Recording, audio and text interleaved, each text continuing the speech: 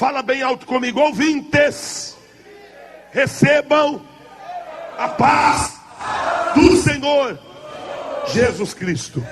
Maravilha. Leiamos a palavra de Deus então. Leiamos a palavra de Deus, livro do Apocalipse, capítulo 3, versículo de número 7. Essa leitura que nós vamos fazer nesta manhã, Apocalipse 3, versículo de número 7. Quem trouxe a sua Bíblia, diga amém. Não tem como errar, é o último livro da Bíblia.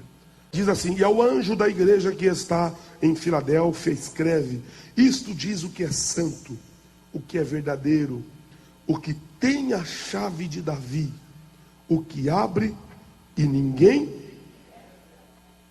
Vou repetir: o que tem a chave de Davi, o que abre e ninguém... e fecha e ninguém abre.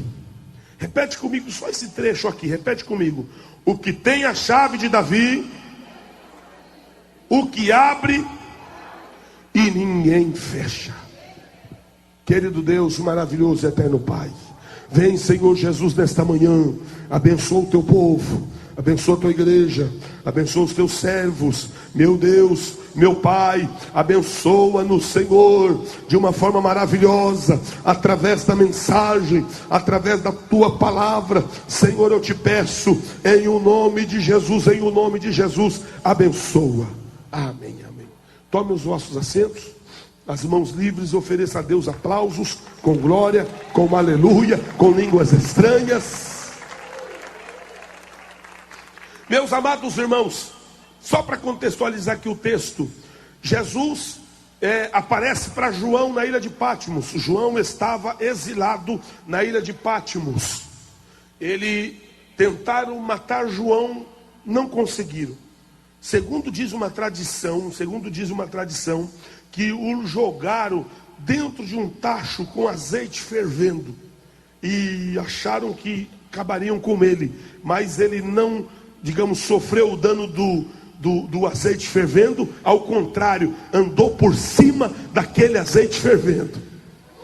E eles chegaram a uma conclusão que não tinha como fazer como fizeram com os outros. Os 11 apóstolos, todos eles foram martirizados, cada um em uma situação. Eu sei que Pedro morreu de cabeça para baixo numa cruz. Dídimo, Tomé, morreu enquanto estava orando. Atravessaram ele com lanças. André foi arrastado pelas ruas lá de Jerusalém, ou se eu não me engano, uma outra cidade. Vou ficar devendo a cidade, mas ele foi martirizado naquela famosa cruz de Santo André, que é uma cruz em forma de chifre. Saiu arrastando ele todos os apóstolos de Jesus, com exceção desse daqui de João. Segundo diz a tradição, ele morreu com 100 anos de idade, de velhice. Enfim, esse João aqui, nesta revelação do Apocalipse, ele está preso. E jogaram ele dentro de uma ilha, puseram ele em uma ilha no mar Egeu, ali modernamente falando na Turquia, chamada Patmos. E puseram ele em Patmos. E ao chegar lá em Patmos, não tinha nada, somente animais silvestres, enfim, uma ilha que não era habitada por ninguém. E ele vai entrar em algum lugar lá, não se sabe aonde, mas ele vai orar a Deus. Ele estava sozinho, ele estava distante de tudo, de todos, e ele vai dobrar os joelhos, ele vai começar a buscar a presença de Deus, e naquilo ali ele vai ter a maior revelação de todos os tempos, que é o Apocalipse. Deus vai mostrar para João coisas, quer ver? Eu vou ler aqui rapidinho, aqui no começo. Deus vai mostrar para João coisas que olha só, coisas que vai acontecer. Eu vou ler aqui no capítulo de número 1, no versículo de número versículo 17. E eu quando o vi, caí a seus pés como morto. E ele pôs sobre mim a sua mão direita, dizendo-me: não temas, eu sou o primeiro e o último, o que vive. Fui morto, mas eis aqui estou vivo para todo sempre, amém. E tenho as chaves da morte e do inferno. Escreve as coisas que tem visto, e as que são, e as que depois destas hão de acontecer. Jesus vai mandar João escrever as coisas que ele tinha visto, ou seja, eu vou de novo ler. Escreve as coisas que tens visto, as que são e as que depois destas hão de acontecer. No momento aqui, Jesus manda ele escrever para 7 igrejas na Ásia Menor, e uma dessas igrejas ele é justamente Filadélfia, que ele vai escrever ao pastor daquela igreja. No versículo 7 diz: e ao anjo da igreja, ou seja, ao pastor que está lá na igreja em Filadélfia, escreve: isto diz o que é santo, o que é verdadeiro, o que tem a chave de Davi, o que abre e ninguém fecha. Peraí, Jesus tem a chave de Davi. Por que a chave de Davi? Na realidade, a chave de Davi está totalmente atrelada à questão do reino, e também de um descendente, de um rei descendente de Davi. Um rei que seria da casa, da linhagem de Davi. Jesus está dizendo que ele tem o que tem a chave de Davi. Ele quer dizer o seguinte: eu sou o descendente de Davi, dito, prescrito pelos profetas há muitos anos atrás, que vinha indicando que sairia um da linhagem de Davi, que seria rei, que reinaria. E ele está dizendo: eu sou este homem, ou seja, eu sou esta pessoa prometida, eu sou o Messias, eu tenho a chave de Davi, e a porta que eu abro, ninguém fecha.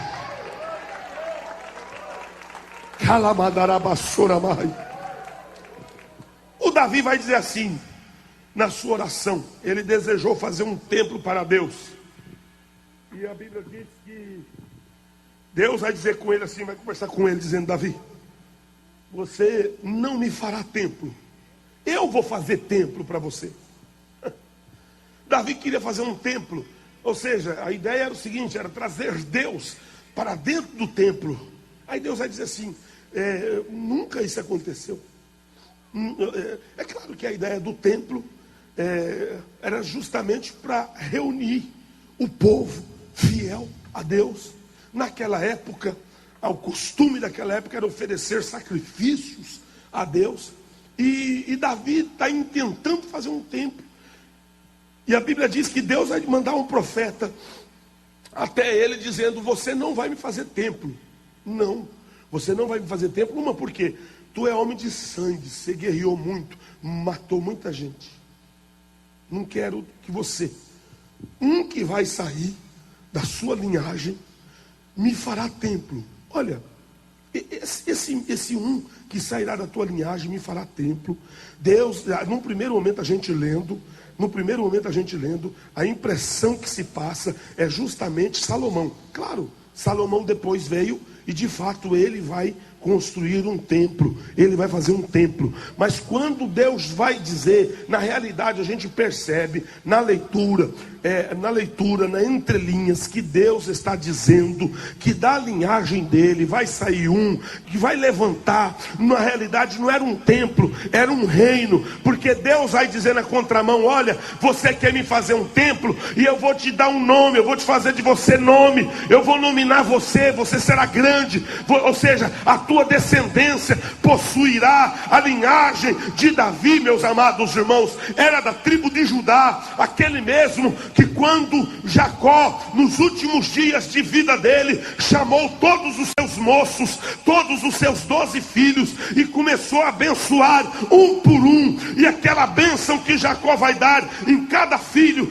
dos seus lombos, ele vai proclamar uma determinada bênção no sentido para frente, num sentido, digamos, escatológico, para mais para o final. E a Bíblia nos mostra que quando chegou em Judá, Deus, ou seja, Jacó disse para Judá que Judá era leãozinho, e que da linhagem de Judá, eu vou lá no Gênesis capítulo 50, se não me falha a memória, deixa eu ver aqui, capítulo 50 não, voltando um pouquinho atrás, a bênção de 49, Jacó abençoa seus filhos e morre.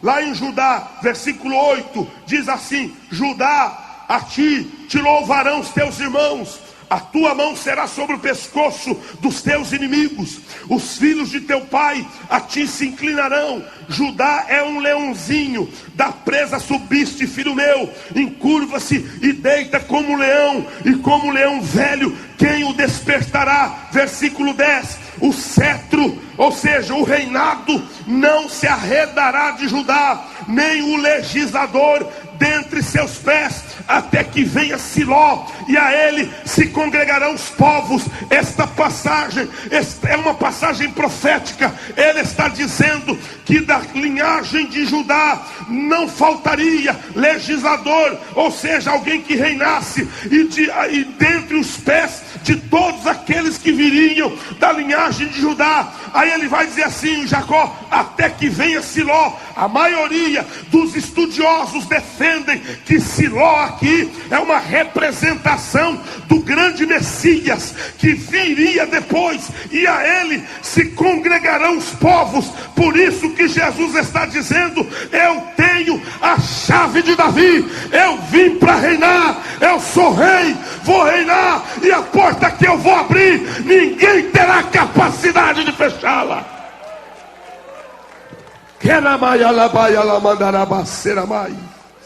Ele está aqui nesta manhã para te abrir uma grande porta.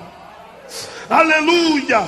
Sabe o que me chama a atenção também? É de saber que o mesmo Jesus vai dizer para Pedro, eles vão dizer assim, Jesus vai dizer para os discípulos: o que o povo fala aí fora que eu sou?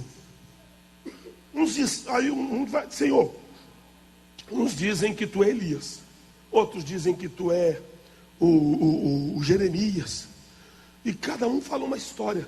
Aí Jesus vai olhar para eles e vai dizer assim: e vocês? O que vocês falam que eu sou?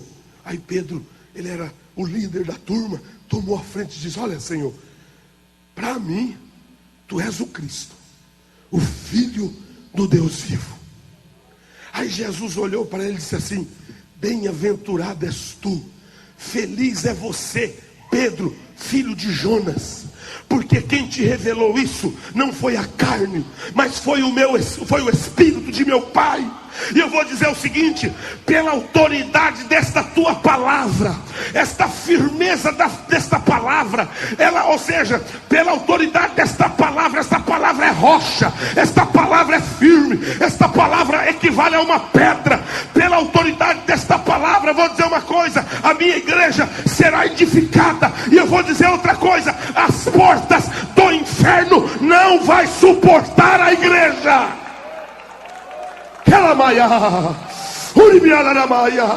O diabo quer porque quer fechar as portas. Satanás quer porque quer fechar as portas dessa igreja, fechar as portas da sua vitória, fechar as portas do seu milagre. Mas aquele que tem a chave de Davi, aqui nesta manhã, aquele que abre e ninguém fecha, está abrindo uma grande porta para você. Quem crê, diga glória a Deus. Quem crê, diga aleluia. Isaías 22. Eu vou ler aqui. Isaías 22. Peço perdão aos irmãos, bastante rouco, um pouco gripado. 22 do profeta Isaías diz assim: e porei a chave da casa de Davi sobre o seu ombro, e abrirá, e ninguém fechará, e fechará, e ninguém abrirá. Eu vou dizer uma coisa aqui. Eu li trechos só do versículo do Apocalipse que diz: o que tem a chave de Davi, o que abre ninguém, e o que fecha ninguém. Eu vou dizer uma coisa aqui: Deus está abrindo portas aqui nesta manhã e também fechando portas. Deus está abrindo portas de vitória para você. Só quem crê assim, diga glória a Deus. Deus está fechando portas de derrotas para você. Só quem crê, diga aleluia. As portas do inferno não prevalecerá contra a igreja de Cristo. Aquele que tem a chave de Davi, o que abre e ninguém fecha, e o que fecha ninguém abre, está aqui nesta manhã para operar sobre a sua vida. Se você crê, erga as duas mãos para o céu e toma posse da vitória, dando glórias ao nome dele. Ora baia, ele clama la baia, aleluia, aleluia. Tem mais um versículo aqui de Daniel que eu queria ler. Deixa eu voltar lá. E Daniel, onde está, meu Deus? Daniel 2:44. 2:44 diz assim: mas nos dias desses reis, o Deus do céu levantará um reino que não será jamais destruído, e o seu reino não passará a outro povo. Esmiuçará e consumirá todos esses reinos, e será estabelecido para sempre. Essa aqui é uma leitura do reino de Deus, o reino em que Cristo dominará. Todo mundo acha que a gente olhando, a gente não vê uma perspectiva na história, digamos assim, de uma melhora real. Nós não conseguimos ver uma paz a curto alcance, não. A gente percebe que na realidade o mundo caminha para um grande conflito mundial. A gente percebe lendo as notícias que eles estão se armando até os dentes. Estão se armando para quê? Para nada? Não, pode ter certeza. Estão caminhando para um conflito a nível mundial. Eles têm um plano, o homem tem um plano, mas Deus lá atrás, o que me deixa maravilhado, o que me deixa assim, a minha esposa não gosta que eu falo, mas eu fico encantado com isso, é o seguinte, é de saber que tudo já está escrito aqui na palavra de Deus. O diabo odeia a Bíblia, porque na realidade dentro da Bíblia tem o começo dele e tem aonde ele vai terminar os dias dele. Ele odeia a palavra de Deus, mas nós que temos a Bíblia como regra de fé para as nossas vidas, nós sabemos que o nosso Deus, o plano do homem não se findará do jeito que ele pensa que será. Ele acha que vai acabar o mundo com explosões de bombas atômicas. Não vai, porque na realidade o reino humano vai passar e vai entrar o reino de Cristo, e esse reino nunca, jamais será destruído.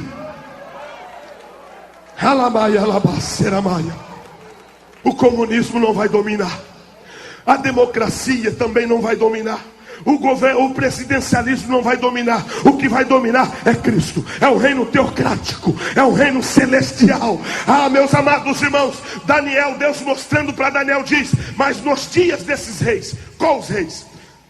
É justamente esses reis, é aqueles reis que, lá que estão representados nos dedos da estátua de Nabucodonosor, que era misturado com barro, misturado com ferro. Por um lado, esse reino, que é os 10 dedos, vai representar 10 mercados mundiais, 10 potências que surgirão nos últimos dias.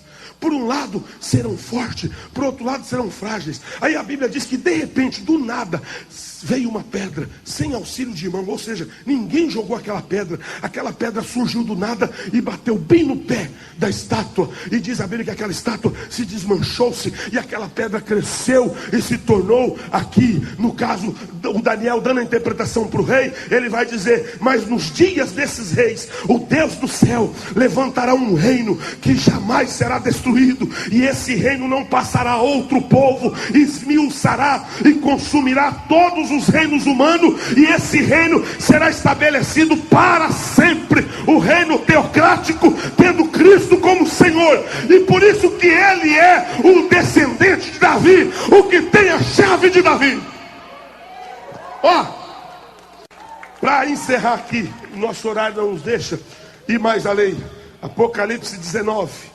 Eu gosto muito dessa passagem do Apocalipse 19. Parece que eu estou vivendo ela, e eu não vejo o momento de que isso aconteça. Eu não sei se eu estarei aqui. Eu quero estar com Cristo, é claro. Todos aqueles que viveram com Cristo reinarão com Cristo. Todos aqueles que morreram em Cristo reinarão com Cristo. Eu quero dizer uma coisa para você: servir a Deus é ter vitória em todos os âmbitos. Servir a Deus é viver a presença de Deus ainda em vida. E depois que partir daqui para lá, ele não tem medo, porque ele sabe que daqui para lá o que espera é a glória do Senhor, é a glória celestial. Combati o bom combate, acabei a carreira e guardei a minha fé. Alamaia. Olha, Apocalipse 19:11 diz: e vi o céu aberto, e eis um cavalo branco, e o que estava sentado sobre ele chama-se Fiel e Verdadeiro, e julga e peleja com justiça. Os seus olhos eram como chamas de fogo. Os olhos de Jesus, aqui é Jesus. Lá na passagem do Apocalipse capítulo 1, ele vai se manifestar do mesmo jeito. Olhos como chamas de fogo, pegando fogo. Os olhos de Jesus, sabe o que quer dizer isso? Os olhos de Jesus vai lá no íntimo. Os olhos de Jesus vai lá no escondido, onde ninguém vê. Ele está vendo tudo. A Bíblia diz que mesmo as trevas para Deus é como se fosse luz. Por mais que esteja escondido de tudo e de todos, ele está vendo tudo. Ele está sabendo de tudo. Quando você chega aqui para confessar o seu pecado, ele já sabe qual pecado você vai confessar, porque ele já viu tudo lá. Mas o bom de tudo isso é o seguinte: ele está aqui para dizer: eu te perdoo. Olha, e viu o céu aberto, e eis um cavalo branco. O que estava sentado sobre ele chama-se Fiel e Verdadeiro, julga e peleja com justiça. Seus olhos eram como chamas de fogo. Sobre a sua cabeça havia muitos diademas, e tinha um nome escrito que ninguém sabia, senão ele mesmo. E estava vestido de uma veste salpicada de sangue, e o nome pelo qual se chama é a palavra de Deus. E seguiam-no os exércitos que há no céu, em cavalos brancos e vestidos de linho fino, branco e puro. E da sua boca saía uma aguda espada, para ferir com ela as nações, e ele as regerá com vara de ferro. E ele mesmo é o que pisa o lagar do vinho, do furor e da ira do Deus Todo-Poderoso. E na veste e na sua coxa está escrito este nome: Rei dos Reis e Senhor dos Senhores. Fala comigo: Rei dos Reis, Senhor dos Senhores. Ele é o poderoso.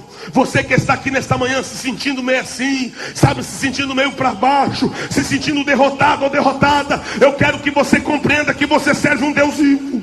Você serve um Deus poderoso. Você serve um Jesus que tem a chave de Davi, que abre e ninguém fecha. Já que o tema da campanha é portas abertas, eu quero dizer para a igreja nesta manhã: todas as portas se abrirão. Quem crê assim vai dando glória. A porta da saúde, a porta da prosperidade, a porta do livramento. Jesus vai abrir a porta da prisão para trazer alguém da família de volta. Jesus vai abrir todas as portas. Fica de pé, fica de pé.